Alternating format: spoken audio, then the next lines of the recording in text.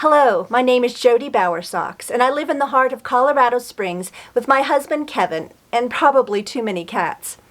I write under the big umbrella of clean romance in various subgenres: faith fiction, time travel, romantic suspense, small-town romance, and sci-fi.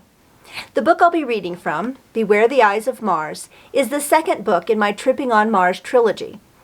Besides being a finalist in the Colorado Authors League 2020 contest, it also took home a first-place Evie from the Colorado Independent Publishers Association in the category of romantic suspense. By way of introduction, the scene I will read is a conversation between Vincent, the most advanced AI android ever created, and a human woman, Clorinda, that he can't stop thinking about. Vincent began to grind his teeth the minute Clorinda Hawkins smiled at Roman Ricky, a known petty thief that Mars security suspected of having ties to what seemed to be the beginning of a mob on the Red Planet. They were hoping to deport his sorry hide with the next transports to Earth, but in the meantime, jail space was limited, and they had no hard evidence of those ties. Yet. Teeth grinding wasn't a known android trait, and with the strength of the hydraulics in his jaw, it was a pretty bad idea. But it was something he'd seen Chief of Security Hensley do on many an occasion, and he must have picked up the mannerism. And anyway, he reasoned, seeing Clorinda smiling at someone like Ricky would have likely started the habit right then and there. He was following them at a safe distance when Ricky stopped abruptly, spun, and headed back the way they'd come.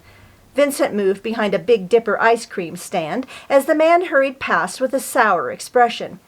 Hensley would have said that he looked like he could spit nails. Moving past the confection kiosk, he didn't need to search for Clorinda, as she seemed to be heading straight for him. Her expression wasn't much more pleasant than Ricky's had been. "Why are you following me?" she spouted as she drew close, her parka folded over her arms. "I appreciate the fact that you saved me from Martinelli, but that was more than a month ago. You don't need to protect me." Vincent decided that protection was a more acceptable reason than suspicion, even if she didn't seem to want protection. "Don't I? That was Roman Ricky you were walking with, a thief and suspected mobster." He tried for a smile. "You need to pick better company, Ms. Hawkins, unless you'd like a repeat of—" "I didn't pick him for company. He followed me, and I sent him packing. I can take care of myself." Vincent hitched a brow of skepticism. Someone like Roman could throw her small frame over his shoulder with ease, slap a trank star on her, and take her to a secluded location so fast she wouldn't even know what hit her. "You spend an awful lot of time wandering these domes alone, Miss Hawkins. And unfortunately, Mr. Montoya is in denial about the rise of the criminal element on Mars. He's not hiring enough security, and—" She took a step closer. "Exactly. You are needed in a much bigger way here than just following me around." Vincent looked into those brown eyes looking up at him. There was something different about this woman. Something that drew him like no other human. Something that made him want to protect her as if he had been programmed to do so. But he knew that wasn't the case. He hadn't even laid eyes on her until the Mars transport and their investigation into Reese Kennedy and the search for Francesca McKenna. He realized she was waiting for an answer.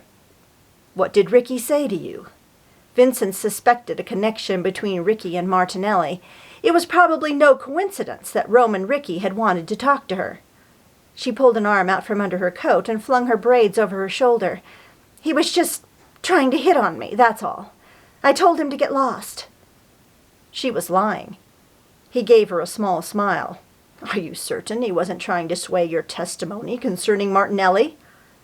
Clorinda blinked, her gaze slipping from his, and he knew he'd hit the mark. "You are a key witness in an upcoming trial, Ms. Hawkins. I plan to follow you and make sure you are safe until Martinelli is sentenced with jail time."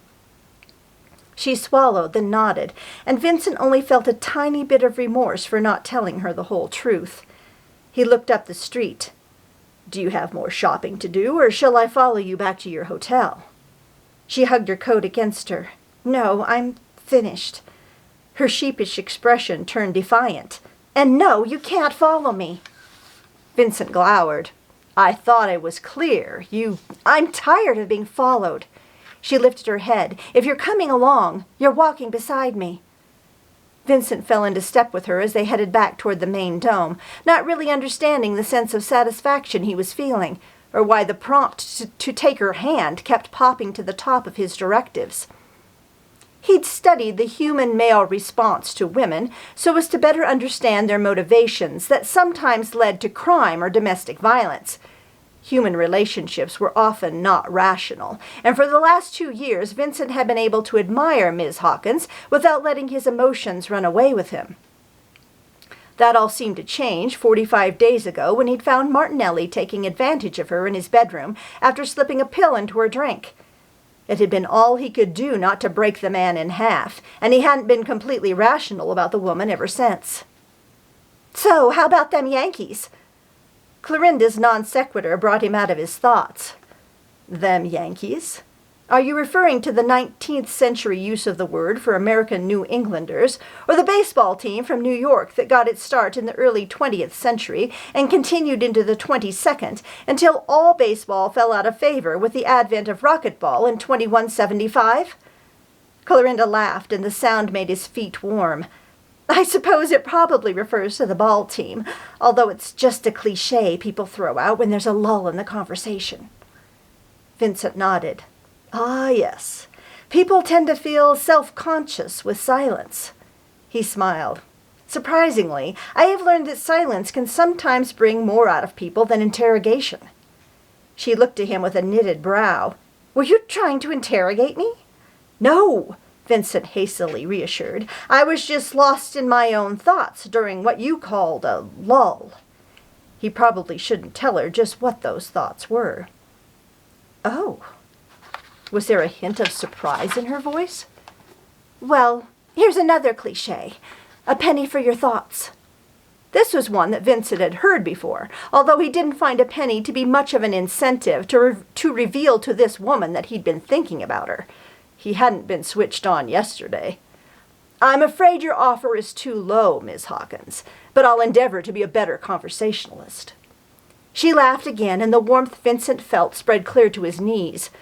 He suddenly wanted her laugh to be a part of his everyday existence, and the thought of it not being there was almost too much to bear. Afraid of another lull, he pressed on. "What would you like to talk about? Most of my job is confidential, I'm afraid. Why don't you tell me about yours?" She smiled and began, telling him all about the ins and outs of being a professional organizer, and Vincent stored every word, every inflection, every twinkle that came to her eyes, knowing he'd replay it later and enjoy it again as if it were a symphony. You can find Beware the Eyes of Mars and all my books on Amazon, or for a signed copy, head to my website, jodibowersox.com.